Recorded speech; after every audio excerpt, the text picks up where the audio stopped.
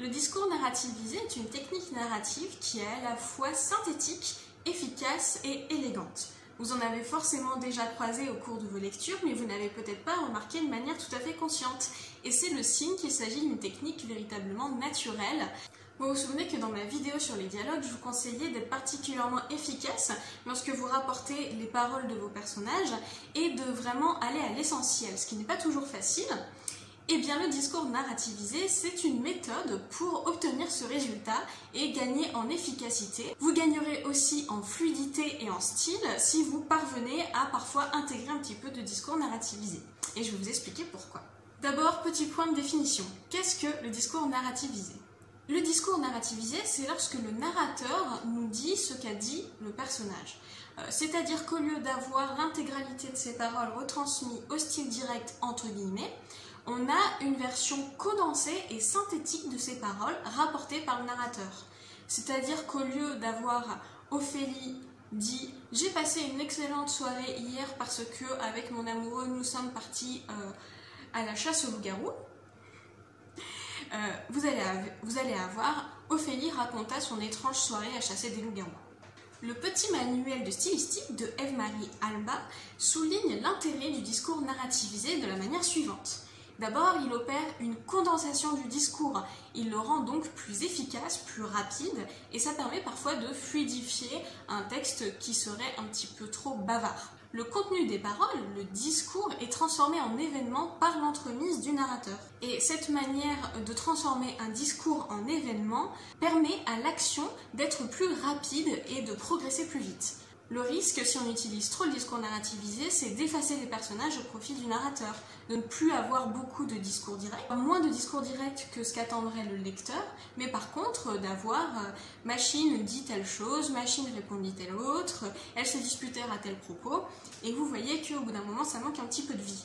Il faut donc utiliser ce procédé avec économie, être parcimonieux ou parcimonieuse. Un deuxième avantage à mes yeux du discours narrativisé qui peut être très utile si vous voulez améliorer votre style et le renforcer, c'est que le discours narrativisé permet de rapporter des caractérisations sur le discours, c'est-à-dire que le narrateur va exprimer un jugement sur ce qui est dit, et c'est par exemple l'occasion d'introduire de l'ironie, d'introduire des éléments de comique, de souligner un aspect du discours qui serait peut-être moins éclatant pour le lecteur si jamais on était au discours direct. Par exemple, imaginons le dialogue suivant. Est-ce que tu veux manger chez moi ? Réponse, oui, avec plaisir, merci de proposer. On a quelque chose qui est assez neutre et on a du mal à imaginer exactement l'état d'esprit dans lequel est le personnage qui répond. Maintenant, si le narrateur nous dit « elle accepta avec empressement »,« elle accepta immédiatement »,« elle accepta sans enthousiasme »,« elle accepta poliment l'invitation », vous voyez qu'il y a déjà une connotation un petit peu différente, qu'on imagine la scène différemment. Et ça, c'est un des avantages donc du discours narrativisé, la caractérisation du discours par le regard extérieur du narrateur.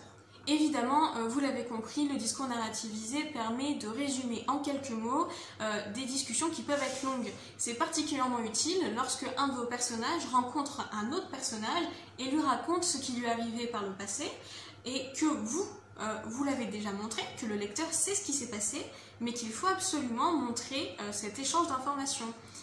Par exemple, parce qu'ensuite vous voulez montrer la réaction du deuxième personnage en apprenant ce qui s'est passé auparavant. Donc, au lieu de dire « Au fait, je t'ai pas dit, hier soir, je suis allée à la chasse au loup-garou, j'en ai vu aucun, par contre, mes voisins ont porté plainte et appelé la police pour tapage nocturne parce que je poussais de grands cris », vous voyez que là, on a un résumé assez long. Si vous avez déjà lu le récit de mon épouvantable soirée, eh bien vous n'avez pas envie de voir une version résumée des événements qui fait suite. Vous avez envie que l'action progresse.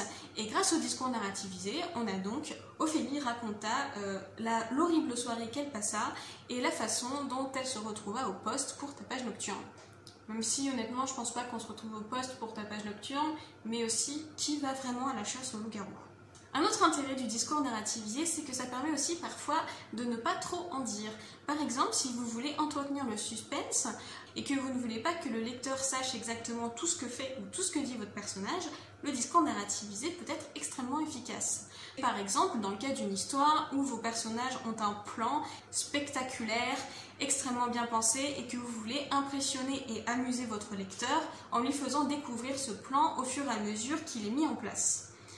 Vous pouvez choisir de créer une scène, de raconter une scène où les protagonistes vont se remémorer le plan et ce sera l'occasion d'insister sur le fait que ce plan a été minutieusement préparé. Mais vous ne voulez pas éventer le mystère, vous ne voulez pas que le lecteur ou la lectrice sache précisément ce qui va se passer.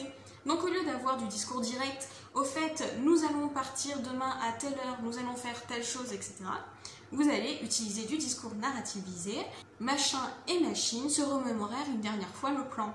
Et vous pouvez même, du coup, caractériser ce discours, cet échange. C'est l'avantage toujours du discours narrativisé. Machin et machine prirent le temps de se remémorer une dernière fois toutes les étapes du plan. Le discours narrativisé, donc, c'est une technique assez facile à mettre en place, qui est plutôt naturelle, qui est assez élégante et efficace, et qui permettra d'améliorer le style de vos textes en donnant plus d'efficacité et en se focalisant sur le discours direct uniquement lorsqu'il est vraiment intéressant pour votre histoire. Le discours narrativisé vous permet de survoler certains échanges tout en donnant la teneur. Et ça, c'est quelque chose de très utile, par exemple, à l'intérieur d'un dialogue, parce que cela vous permet de mettre un coup de projecteur sur les moments du dialogue qui vous paraissent les plus intéressants, ceux où il y a le plus de tension, ceux où les personnages expriment le plus leurs émotions, où ils sont en contradiction la plus frontale. Mais par contre, tous les moments de flottement, tout ce qui pourrait se rapprocher du small talk dont je vous avais parlé la dernière fois, tout ce qui n'est que finalement le résumé de ce qu'on a vu ou des échanges qui sont utiles pour consolider les relations des personnages mais qui ne sont pas intéressantes pour le lecteur, tout ça, vous pouvez le condenser grâce au discours narrativisé. Je vous conseille donc d'utiliser cette technique si vous ne le faites pas déjà dans vos récits et je vous conseille de faire comme moi et de brainstormer un petit peu sur toutes les utilités que peut avoir le discours narrativisé au sein de votre texte parce que ça permet finalement d'améliorer le style et l'efficacité du texte, quelle que soit sa teneur et son genre. Voilà, j'espère que cette vidéo vous aura intéressé, j'espère que vous êtes avide de nouveaux conseils d'écriture et si c'est le cas, n'hésitez pas à vous abonner à ma chaîne. Si vous avez envie de me faire plaisir, vous pouvez mettre un petit pouce vers le haut et surtout vous pouvez commenter. Je serais ravie d'échanger avec vous sur tout ce qui porte sur les techniques d'écriture, sur le discours narrativisé et sur ce que l'on aime ou pas déployer comme technique en tant qu'auteur et autrice. Je vous invite aussi à me suivre sur Instagram si vous êtes intéressé par mes selfies ou si vous voulez voir plus de conseils liés à l'écriture et à la publication sur Wattpad. Et bien sûr, si vous avez envie de voir comment je mets en pratique mes conseils d'écriture et mes conseils de style, eh bien, je vous invite à aller lire mes histoires sur Wattpad. J'ai notamment écrit une romance fantastique qui est actuellement terminée. Il ne me reste plus qu'à vous remercier d'avoir regardé la vidéo et à vous donner rendez-vous la semaine prochaine pour une nouvelle vidéo sur l'écriture.